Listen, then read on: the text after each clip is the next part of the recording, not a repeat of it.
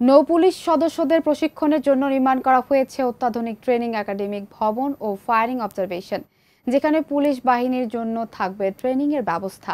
২৬ June ভবন ও firing observation উদ্বোধন করেন আইজিপি চৌধুরী আব্দুল আল মামুন। বাগেরহাট থেকে সালমান মুহাইমিনের পাঠানো তথ্যচিত্রে বিস্তারিত থাকছে রিপোর্টে।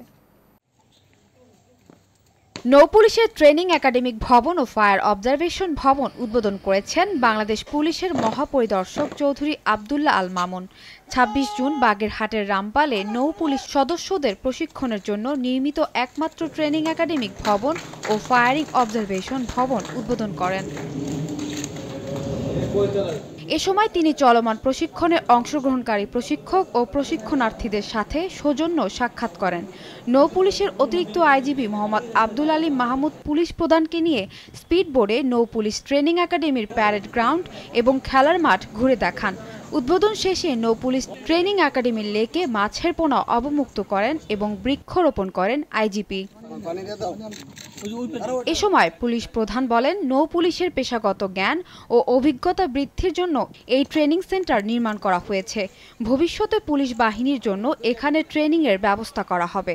নৌপুলিশের পেশাগত জ্ঞান আরো বৃদ্ধি করার জন্য এবং তারা যাতে পেশাগতভাবে আরো ভালোভাবে দায়িত্ব পালন করতে পারে, এই জন্য এটা করা হয়েছে। পাশাপাশি আমাদের পরিকল্পনা রয়েছে এখানে একটি আরও অন্যান্য প্রশিক্ষণের ব্যবস্থা করা।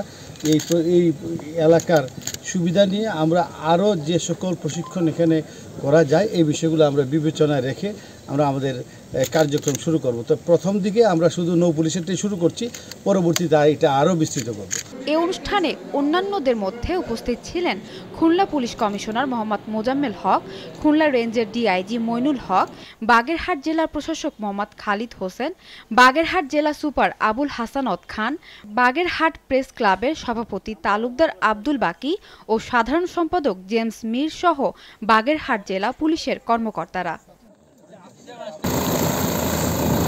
সঞ্জনা তাবাসসুম, ভোরের কাগজ।